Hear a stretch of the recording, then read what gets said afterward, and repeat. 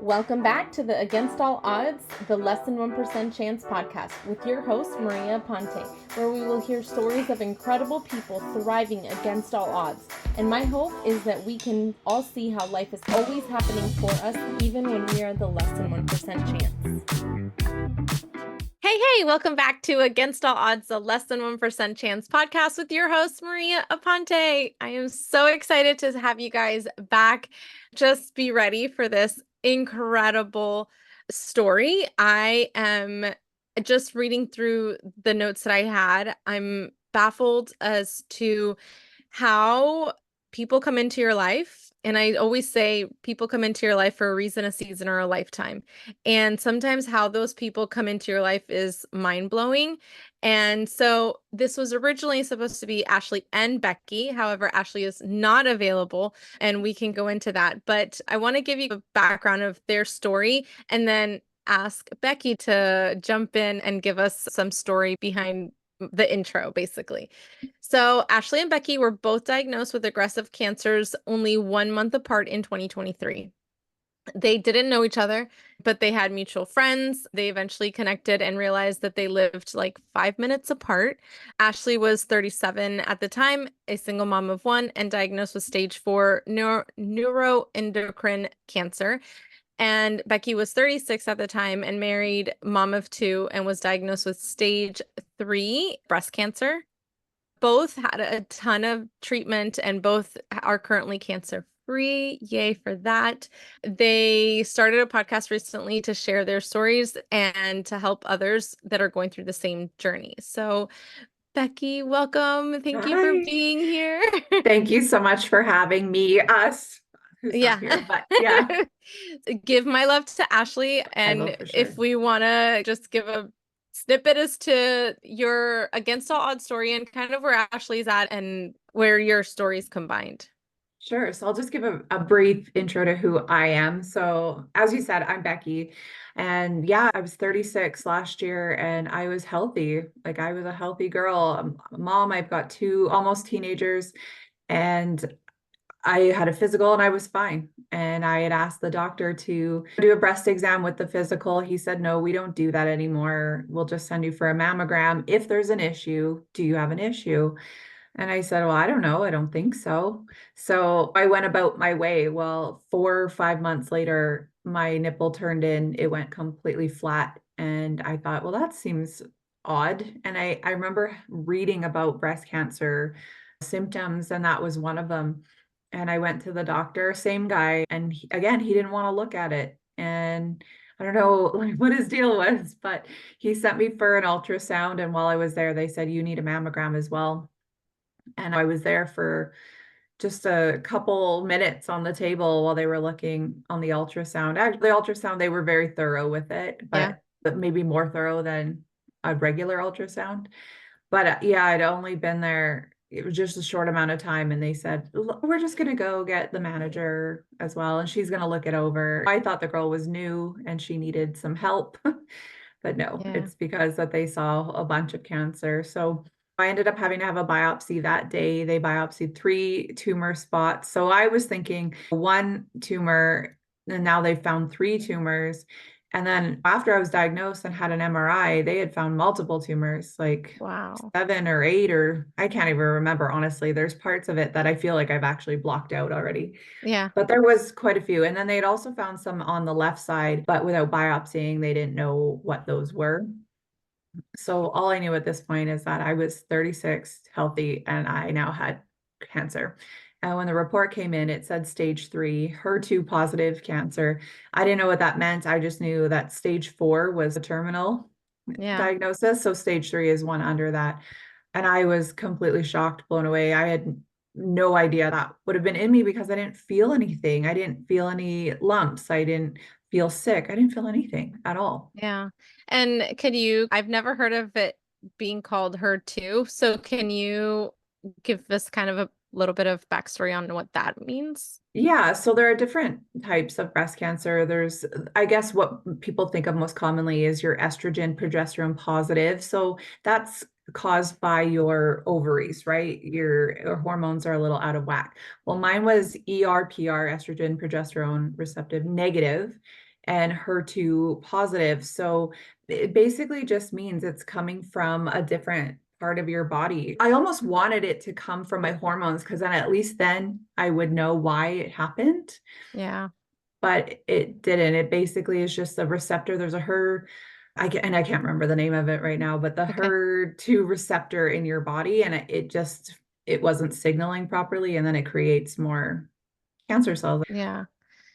That's so crazy. There's just so much different kind of things out there, diseases Mhm, that you're mhm. like, when something like this happened. I had cervical cancer when I was 18, then 19, and then twice Oh at my 32. gosh. And I didn't understand why and how, and Mhm, like, why was I so young and so forth. And when I find out, it was because I was sexually assaulted at 16 and he gave me the HPV strand that mhm, caused cancer. And mhm. because I didn't say anything, because I kept quiet, I never went to the doctor, never got checked. And this manifested into this Mhm. cancer. And my very first well woman checkup at 18, it was already cancer. And I Oh was my like, gosh. what is happening with life right now? And so there's so many different things, so many different ways of Mhm, these like diseases manifesting in your body. And you're like, how could you even keep up? mhm. Oh yeah. So when you were in that process of like, is this genetics or this is just something that is just one off that Yeah. happens? So I had a test done, a whole bunch of genetic testing just to see if I was a carrier or had that gene. No, it was completely a one-off. So Wow. I've joked around for the last year, like I'm just blessed. Yeah.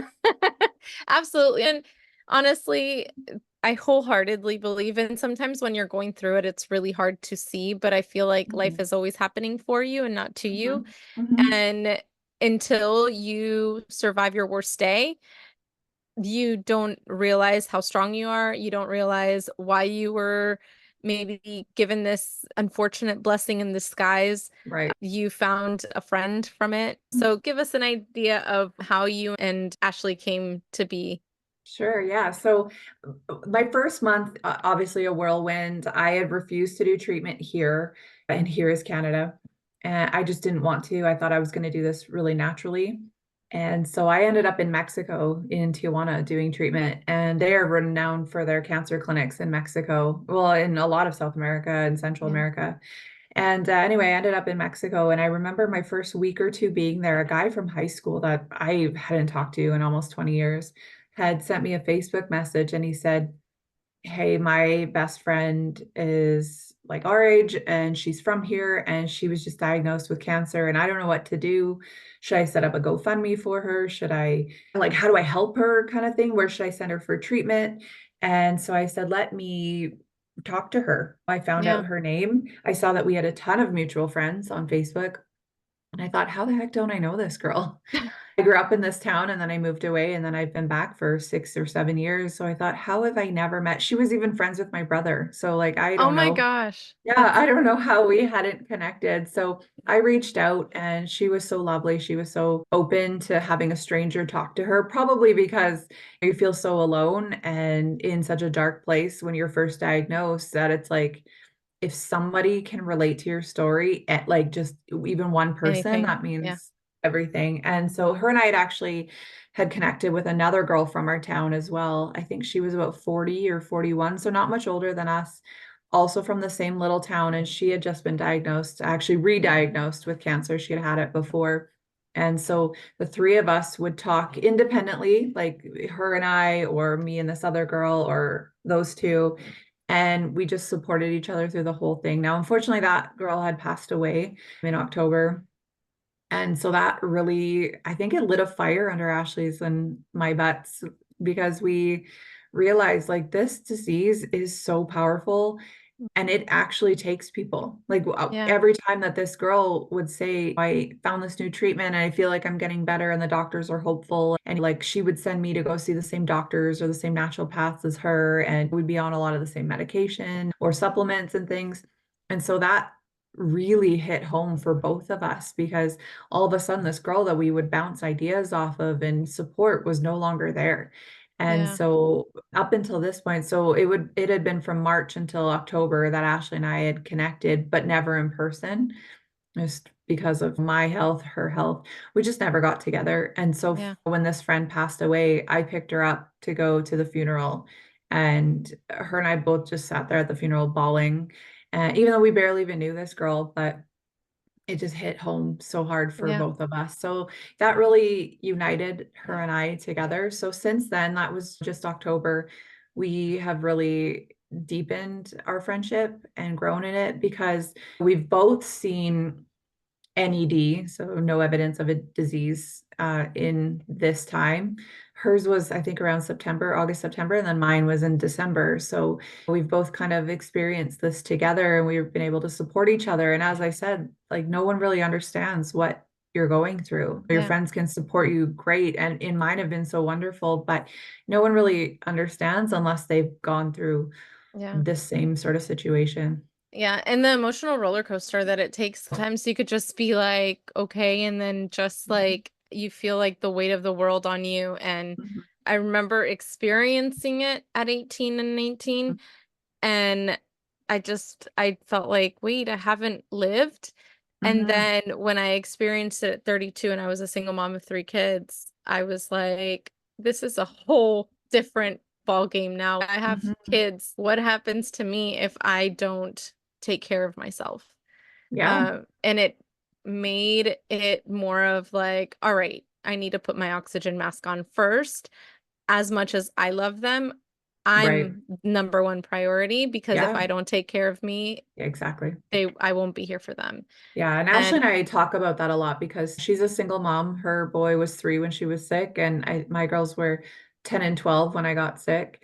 And like, how do you be there for them when you're going through some stuff? I went away for 6 weeks for treatment, and I was away from them. And maybe this is like a TMI moment, but my youngest daughter, she was 10, she got her period the day before I left, and I wasn't there to be with her, like yeah, to navigate. Luckily, she had her older sister and her grandma was around, but I said to her, like, I'm so sorry that I'm leaving you alone to do this. yeah, And my kids understood because they were older, but like Ashley's son, he was 3, so he doesn't understand. She yeah, said even now he struggles with it. Mom, don't die. Please don't leave. Things like yeah, that. As a now 4-year-old. So it's really hard to parent ex- and you feel so much shame, yeah, mom guilt, guilt, whatever that is. mom Yeah. guilt, yes, Because you absolutely. haven't, been there 100% of the time for them, or you don't have the energy to be there for them, Yeah, even though when you take a step back and look at it, like you've done the best that you yeah, absolutely can. absolutely. Oh my gosh, I feel that so much. The year that happened, my kids obviously didn't get the best of me, Right. and I held my son back in 5th grade, Mhm. where like I had to sit down with the principal and explain, listen, he struggled this year and I wasn't there to be able to help Mm. and guide him a little bit better, pick up the pieces. This is the situation. And I'm forever grateful to that principal. He graduated just a few weeks ago now and from high Oh. school. And it was the same principal. He moved from the elementary school to the high school. So I was just like, you've literally been there for us in so many different aspects. I'm so thankful. But then at the same time, I had my oldest daughter, which was in 6th grade at the time, and she was struggling, and they wouldn't allow her to be held back. And she struggled all the way through high Mhm. school and graduated, but always graduated like being like pushed ahead. Right. And I saw the difference in what the confidence that it built in my son Mhm. versus the struggle that my oldest was going through. And my little one was still kindergarten kind of thing, Mhm. but so she was fine. And it's mind-blowing what we have to do to then understand that we have to just take care of us, Mhm. because at this point everything has to pause, and unfortunately life doesn't pause, but our roles Hmm. sometimes have to, and we have to allow others to come in, and that feels wrong sometimes because we handle so much. But yeah, it's definitely something that unfortunately we still feel guilt Hmm. Oh around, yeah. and it should actually be celebrated. Oh yeah, I know there's so many events that I missed, my kids' sporting events and things like that, whether because I was in Mexico for treatment or I was just sick here because I did end up doing chemo here. Yeah. And there was a lot of events I missed. And there was this one day at my kids' soccer where they do their 3, 2, 1, go. And they were like 3, 2, 1, Becky. And they sent me the video and I just like bawled my eyes out. Well, And yeah. and it was like I wanted to be there so bad. And even Yeah. now, like this season for everything, there are a lot of days where I'm just too tired to go. Like I want to be there. I feel like there's no reason why I can't be there, but it's like I'm so tired. Yeah. Yeah, and I know it's hard to even think about, but having grace with ourselves is Mm-hmm. we are being the example for our family. Mm-hmm. So what we grant ourselves is what they are going to be able to, number one, grant for themselves and grant others. And so sometimes we have to look back and say, you know what? Like they have the best example of having this problem and doing whatever it took to get to Mm-hmm. this solution or Mm-hmm. this progress. And sometimes we don't see it that way, especially when we're in it and we're feeling all the feelings and all the things are like happening. But the fact that we're able to be that example for them, because Mm-hmm. I know that my kids can handle anything because they were able to handle already their worst day. Yeah, And so that's a great it's, way of looking at it. yeah. Yeah, and prepares them, right? It Mm-hmm. prepares them for having more empathy, compassion, love for Mm-hmm. others. The way that we handle things is that literally their roadmap to how to be a good person and Mm-hmm. compassionate and so forth. So I know sometimes it's so hard because we're in it Yes. and we're just exhausted, and but it feels, when you look back, I think it's easier to see how that connects into Mm-hmm. something so much more beautiful. Mm-hmm. So, what do you feel were the biggest challenges through this journey, other than the parenting stuff? Well, at first, the challenge was it just people's opinions about what I should do. Like, I was very set on going a holistic route. Like, no one was going to change my mind. And even my husband was like, no, you need to do chemo and surgery and radiation because that's what you do. And I was really struggling with that because I thought, this is my body and I get to do what I want with it. But the problem is, like, when you take a holistic route, it's going to cost you some money. Yeah, And we just didn't have it. It's just to say all of a sudden, oh, yeah, we need X amount of thousands of dollars to go do treatment. We didn't have it. And yeah, he struggled with the idea of that. He didn't want us to go into debt over this when we live in Canada and majority of my treatment is free. yeah, I just I didn't want that for myself. And even getting my family on board and even some friends, like they thought, what are you doing going to Mexico for treatment? You have what people consider top of the line treatment here in Canada, but I didn't want that for me. And so I went to Mexico, I did my thing, and when I came back, I still needed more. And I think that was probably the biggest challenge was even humbling myself enough to accept the help here, knowing that I was going to lose my hair, knowing that I was going to lose my boob. Like that yeah, was very humbling. And it took me a long time. Like I didn't start conventional treatment here in Canada until the end of June, and I'd been diagnosed February 1st. So yeah, it had taken me a while to actually get on board. And then the treatment starts, and you're just so gassed from it. So there was a lot of challenges for sure through yeah, all of it, but I really do believe that all of the holistic stuff that I did leading up to it really prepared my body to handle it. And I actually sailed through chemo pretty well. I felt like it was hard at the time, but looking back and comparing it to other people's journeys with it, I think I sailed through it. yeah. So what kind of treatment did you do holistically? Oh my gosh, what didn't I do? So when I went to Mexico, well, funny enough, the first day I get there, both of my doctors down there say you need to do chemo. And I said, No, I don't No. need to do chemo. Like, that's why I came here. They convinced me that I was going to do chemo, and I did a low dose. It's called insulin potentiated therapy in Mexico. So I didn't lose my hair. I didn't feel sick, nothing like that. And it actually worked very well. And all of the tumors in the breast itself were gone, but the lymph nodes were still left. And that's obviously the big one. But anyway, I did a bunch of IVs there. So glutathione, which is like a master antioxidant in your body, I was getting IVs of that. Sodium bicarbonate, so like a baking soda, it's just to create alkalinity in your body. A multivitamin one, obviously, vitamins are Yeah. pretty self-explanable. What are the other ones now? Chelation Okay. therapy. So that's a heavy metal detox. Okay. And then DMSO, that one is for inflammation in your body. So your body, well, really, like, it can't host cancer in an alkaline body or a low inflamed body. A cancer loves inflammation and acidity. Yeah. So yeah. Yeah. And So I did that there. so did you change your way of eating and Oh what? yeah. Yeah, completely. As soon as I found out, I went raw vegan, and I hated it, to be honest. And it Yeah. didn't last long because it just didn't sit well with my body. I'm a big believer in eating for your blood type and things like that. So Yeah. I'm an O positive, which is a red meat eater.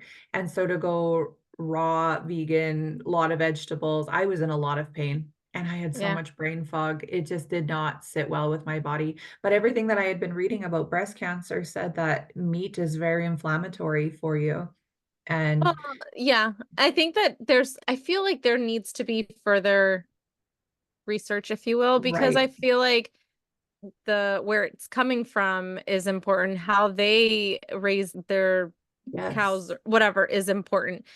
That I think is super what I've learned, right? In my Mhm. years of it's been 8.5 years since well, now 9 years since I had cancer last.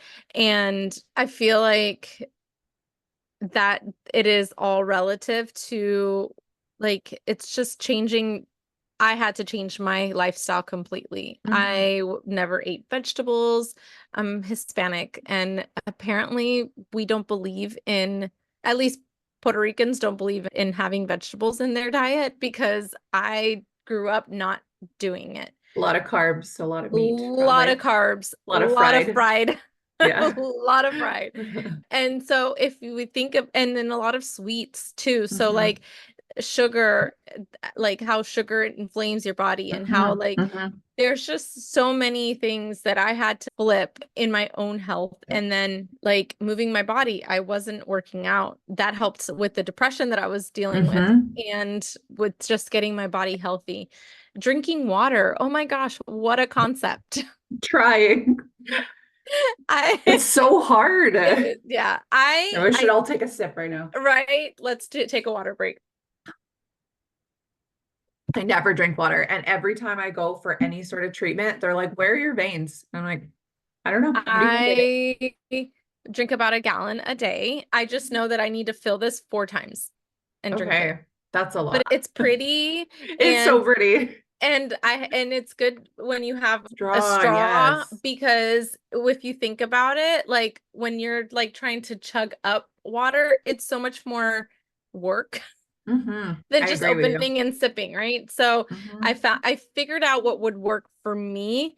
That's And smart. those things were, like, I have a pretty water bottle.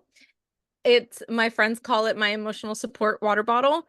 I carry it around everywhere. Wow. And because that is the only thing that I drink, that and like my pre-workout, which hmm is all natural as well. So I found things that I needed to figure out in my nutrition and my daily habits. And that was the catalyst. The biggest thing was the mindset.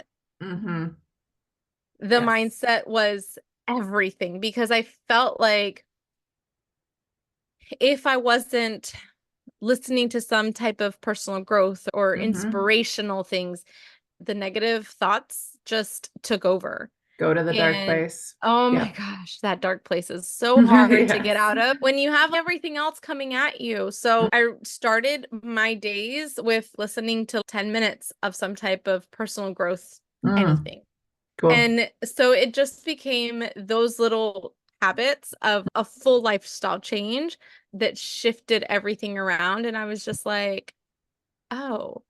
And once I went in, so I had my first surgery in 2015 in June, and then I was supposed to go 4 months later to get checked, and I did. And the follow-up, the cancer had come back. And so October, I was like, I had started my health journey at the end of August. So I had been Mhm. like a month and a half in, and I felt like the weight of the world. And I was in an accountability group, and I told my accountability partner, I was like, I'm tapping out. I'm done. I Mhm. can't. Mhm. This is too much. I can't handle all of it all at the same time. She's like, you are not stopping. You are making so much progress. You are not stopping. And they made sure that I stayed accountable to my journey, right? And when I decided that I was going to get a full hysterectomy. I was 32 years old with a daughter that had just been diagnosed bipolar, and it like life was chaos. And I was like, Mhm. how am I going to go through menopause because they weren't going to be able to save my ovaries either. How am I going to go through menopause dealing with the things that I'm dealing with? Like, how is this even going Mhm. to be possible? So, but I was like, you know what? I'm just gonna just allow life to happen, and I'll figure it out. Mhm. And I went in December 9th for my hysterectomy. And he was going to try to save one of my ovaries. The other one I didn't have already, but that had a huge cyst in it. And he was like, I'm going to end up having to come back and take it out. So I'm just taking everything out now. And I was Yeah. like, okay, we do what we have to do, whatever. A week later, it was actually my 33rd birthday and the day that I had to go for my follow-up for my pathology. And the doctor's like, there's no signs of cancer. I was Amazing. like, what? I was in shock. I was like, and I don't know if you can relate to this, but I was like, why did I have to have this damn surgery Yeah, if there was no cancer in there. if there was no cancer in there? But then at the same Mhm. time, I was so grateful and so like, okay, well, I don't have to worry about this cancer again. Mhm. So it was just like all these mixed Like emotions. bittersweet a little bit. Yeah. I felt the same way when I had the mastectomy because when they did the pathology on that, it had shown that everything had reversed. Like you could see in the lymph nodes and everything that cancer had been there and now it had gone back to normal, which they said would probably, well, they hoped would happen with the type of treatment that I was on. And then I was like, well, frig, why did I lose an entire boob then? Yeah, Couldn't you have seriously. just gone in there and taken a biopsy or something? But Yeah, I know. And it is that bittersweet. And I mhm. feel like sometimes you just have to just trust that things are working out the Yes. way they need to. Yeah, there's a process that you have to trust. And it took me a long time to trust it because I Yeah. was so anti everything. I wouldn't even take a Tylenol unless I felt like I was dying before Yeah. this. Yeah. And then all of a sudden having to take all these medications and trusting my doctor's plans and stuff, it was, like I said before, a very humbling experience for me. Yeah.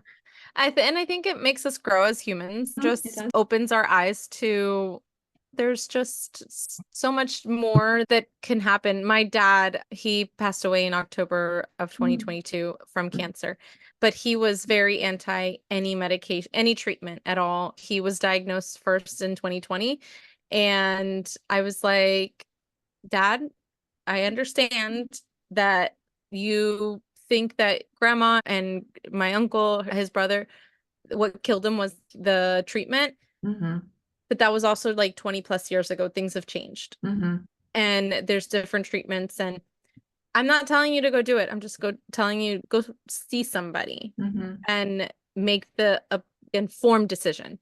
And he was like, nope, nope, nope, nope, nope, nope, nope. mm, So they did surgery. He had bladder cancer, so they removed his bladder. He had a little baggie for the mm. urine. So this is a whole new living everything. He had never been in a hospital until he was 72 years old, which was a blessing.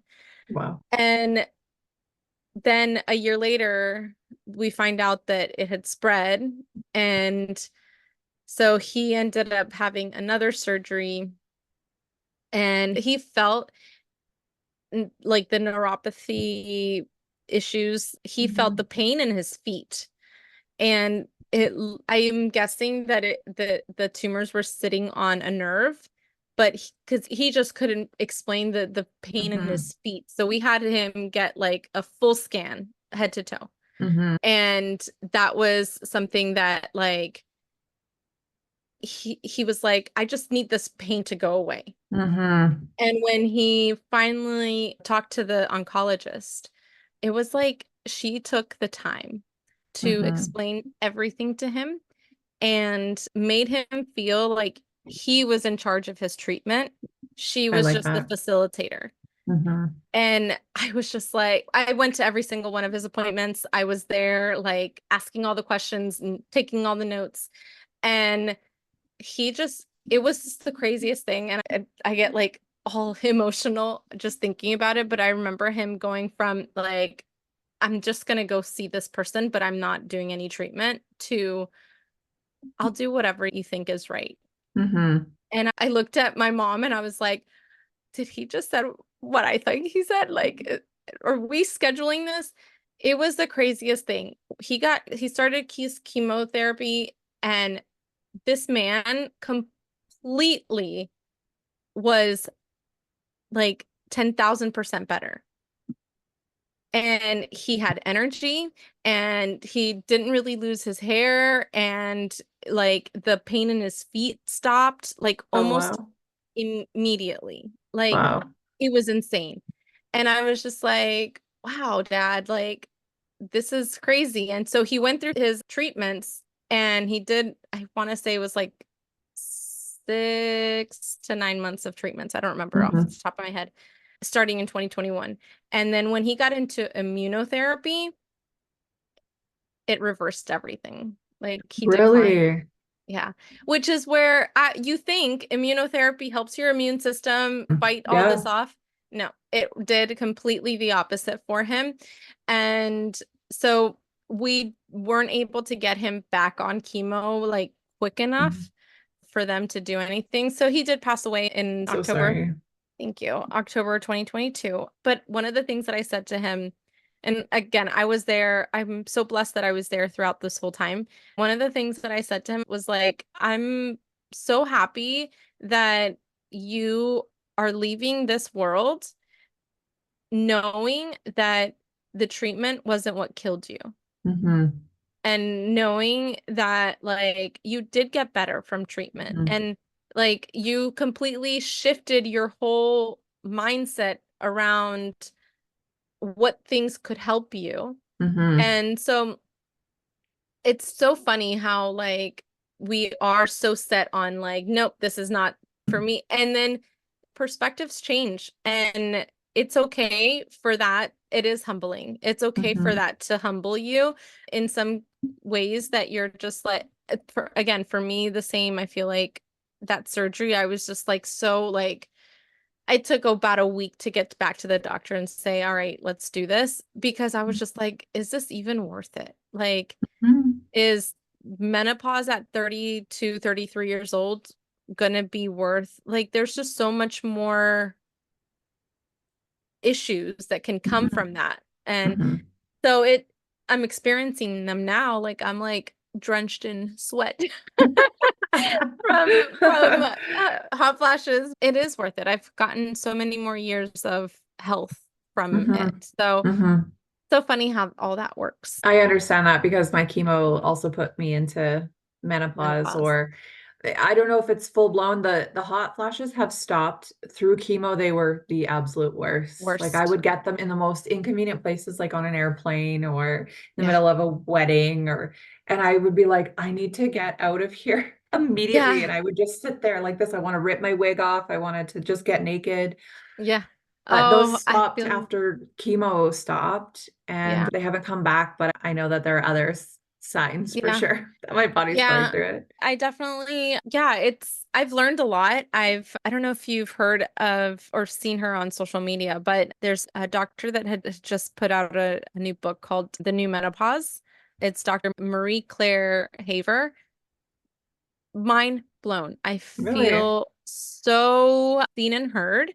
There was a study from years ago that just made hormone replacement therapy a like a don't do, like your Hmm. chances of cancer go up and so forth. And that's what I was aware of. And so when I had that, the doctor's like, well, are we going to put you on hormone replacement therapy? And I was like, I don't need more cancer in my life. Right. No.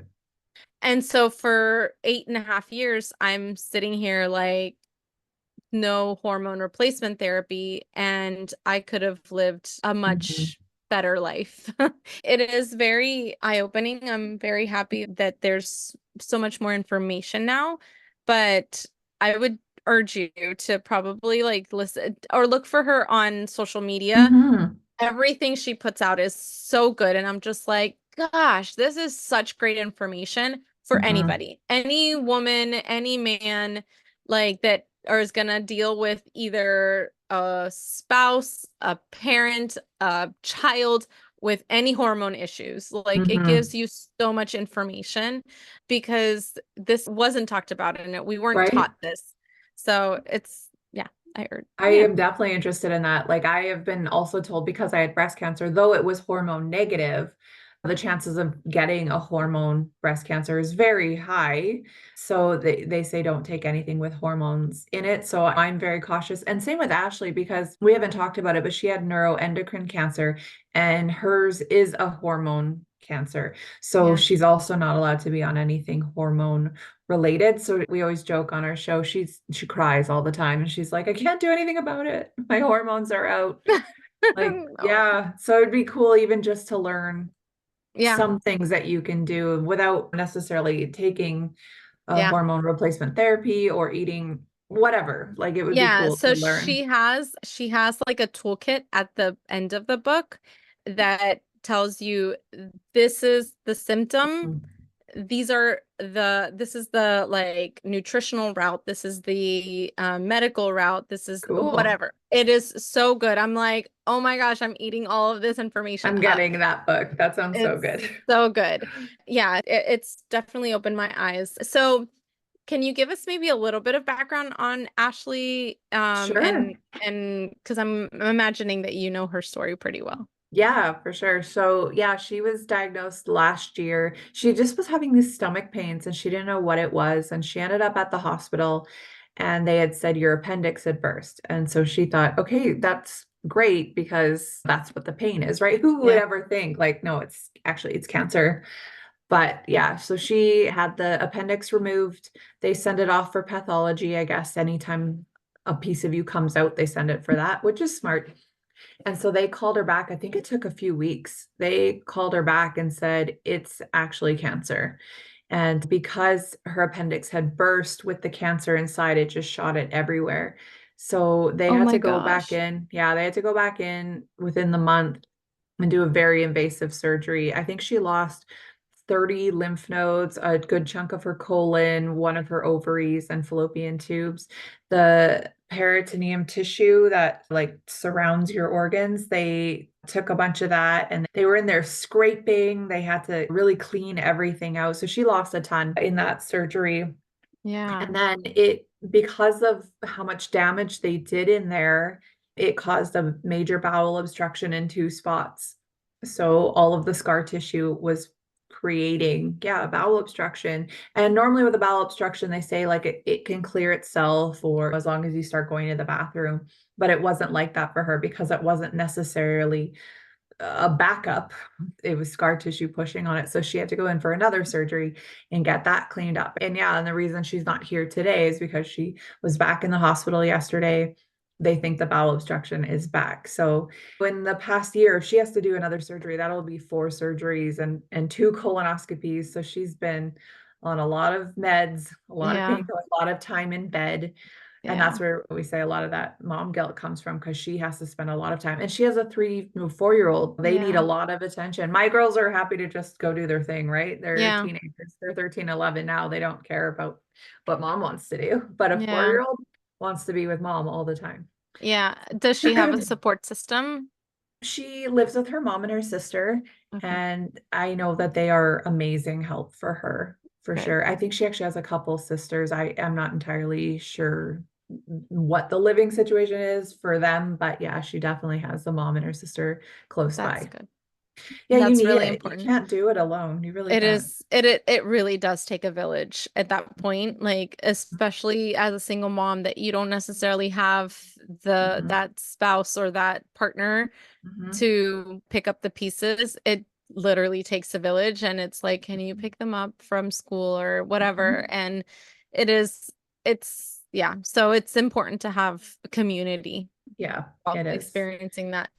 Do you know if she's ever considered something like Reiki or Like an energy healing kind of Mhm. thing. I'm not sure. She definitely does counseling. She Yeah. sees a lot of counselors. She goes for acupuncture and physio and chiro and things like that. I don't know about energy. Yeah. Never really come up. I'm gonna guess probably not. Yeah. But I will say one thing too about the type of cancer that Ashley had slash has, is that there's no cure for it at all.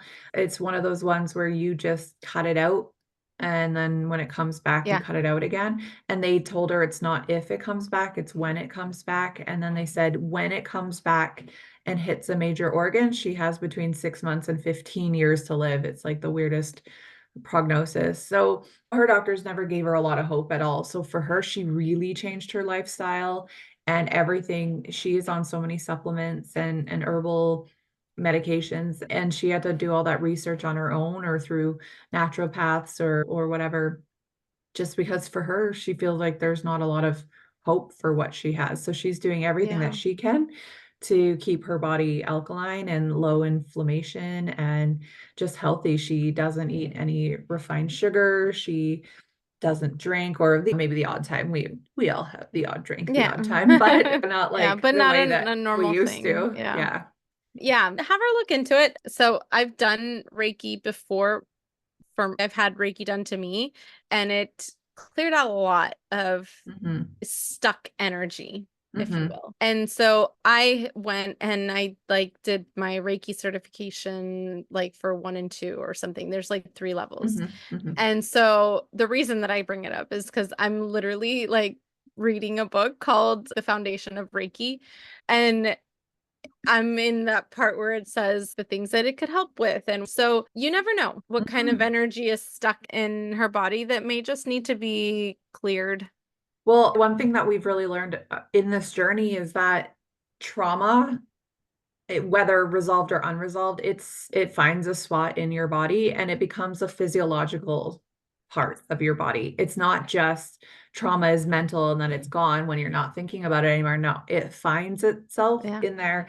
And so when I said before, I was just blessed. I'm not a genetic cancer or not a Yeah. hormonal cancer. It's like I'm gonna guess that it was probably a lot of repressed trauma Yeah. that I just Which was didn't deal my, with.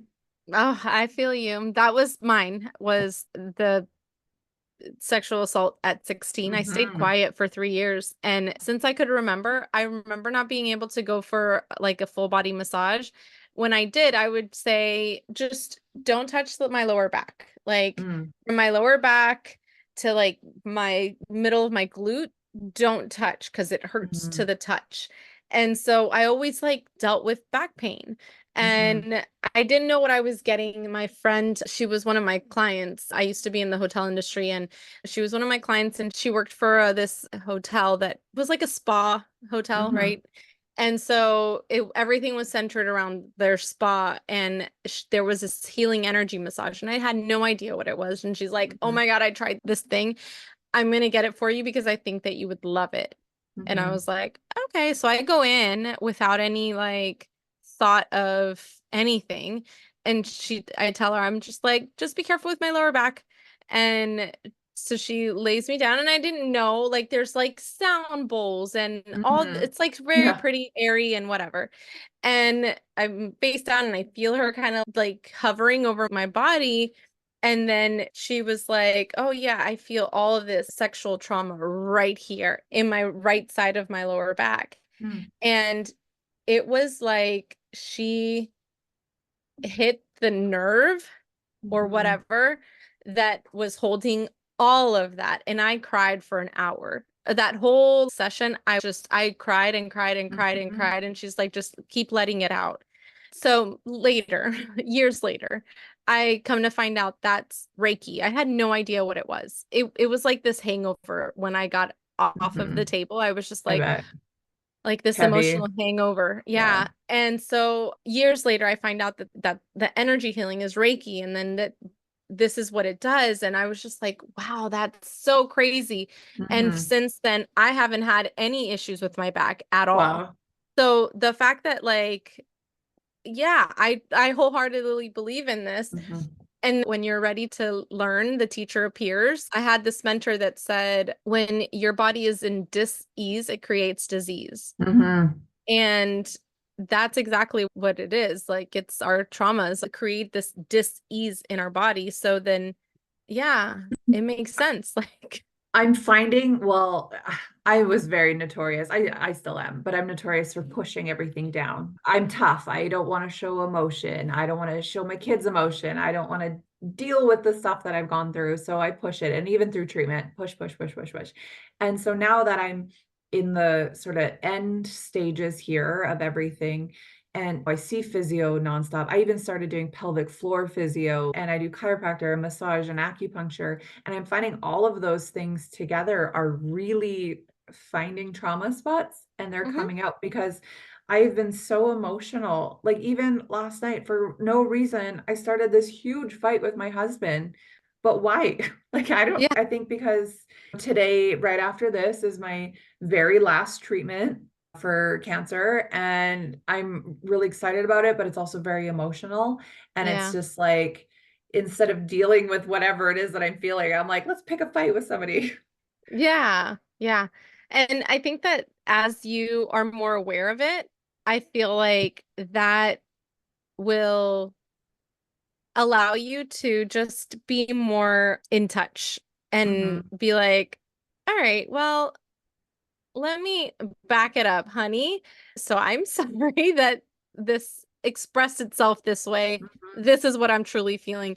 It doesn't happen like from one moment to the next, but the fact that little by little you are allowing those things to be released, Hmm. it is going to change everything. It's important. It's emotional regulation, right? Hmm. So what we don't teach our kids, like we were talking earlier, what we don't teach our kids, they won't be able to do. So like if we want them to be able to emotionally regulate, we got to show them I'm sad right now and I'm feeling sad. However, I'm sorry that I blew up at you. That Hmm. wasn't my intention. My intention wasn't that. I have teenagers and 20 year olds. So like it's been a huge learning lesson for me because I before I didn't want to show my kids emotion. I went through a divorce and I was like I would get them to bed and then I would go in my shower and cry in there and that wasn't Hmm. necessarily the best way because then they didn't know how to process all the emotions that were happening with them and it has just been such a journey, my goodness. Hmm. I Such a get that. I'm also divorced from my kid's dad. And yeah, it was a very nasty marriage and it was a very nasty divorce. And I tried really hard to protect my kids from seeing that. They saw the odd thing, but I really did protect it. And so it got to the point where I was just packing it all in. I was holding on to so much. And, when my kids were getting a bit older and they were saying things like, Mom, you're the reason that you and dad are divorced, or you are this, and I'm just like, yeah. You're right. Just holding everything in, and then it got to the point, like, I feel like when I was married before, I was a little nuts. Like, I was young and I guess, yeah, I don't know, hormonal, young babies. I was a little crazy. yeah. And then when I started dating my now husband, I wanted to be so opposite of that. Like I'm just so chill to the point where I am so nonchalant about everything that it's like there needs to be a happy medium where I'm Yeah. feeling things and I'm expressing things, where I set boundaries for myself and I'm not just letting people walk all over me. So I haven't quite found that yet, but definitely through this journey, I'm learning that Yeah. I'm really important to me and I need to take care of that, Yes. not It's just physically, but emotionally. Yes, those are beautiful lessons, actually. I'm just floored by this. So then how, really quick, because I obviously want to get to this. How did you then come to the idea of a podcast with Ashley? I just randomly put it out there one day, like months and months ago, and she's like, "Yeah, that'd be cool." And like we're notorious for like, "Yeah, let's get together," and then we never do, or like, "Let's do this," we never do. So finally one day I'm like, "Do you want to start a podcast?" Like just more recently. She's like, "I love that idea." I'm like, "Okay, come over, let's just do it."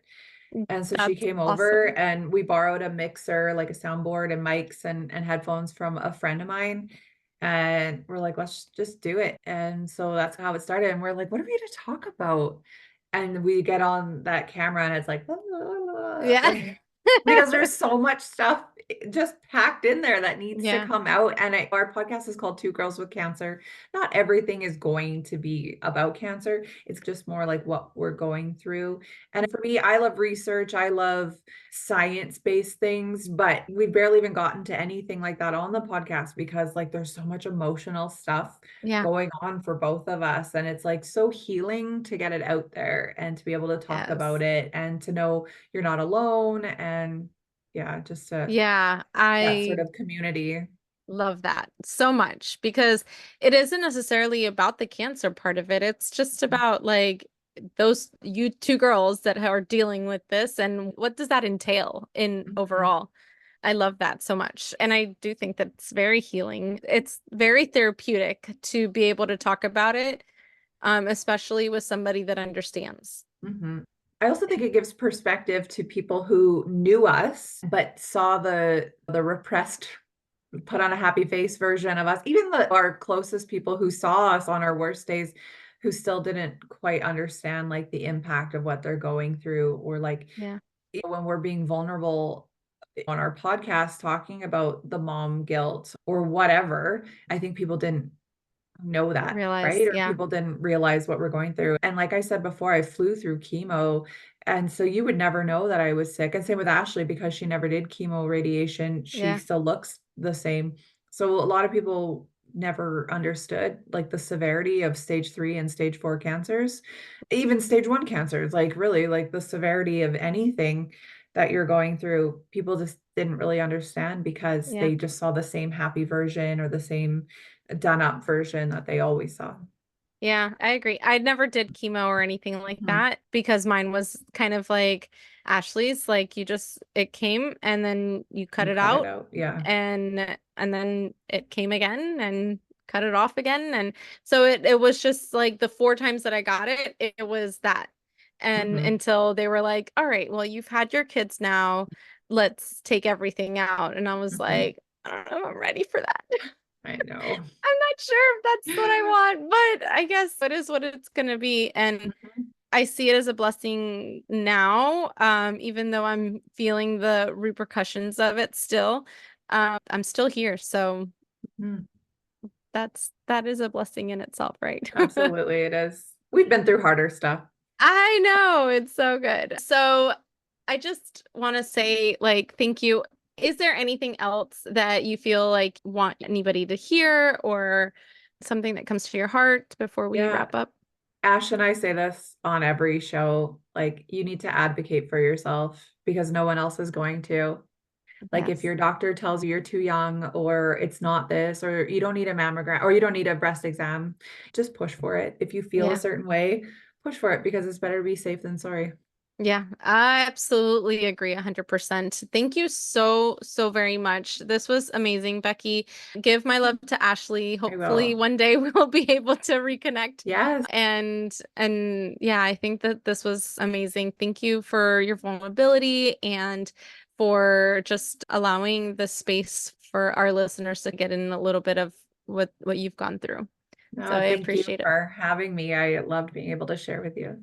Excellent. So, listeners, for you, thank you so much for joining us today. I hope you got so much out of this. I appreciate the fact that I could keep this going because I've met so many amazing individuals like Becky, and I just feel like I'm sharing these people with you guys, and it's just the coolest thing ever. So thank you for listening. I will put their information for their podcasts and everything on the show notes.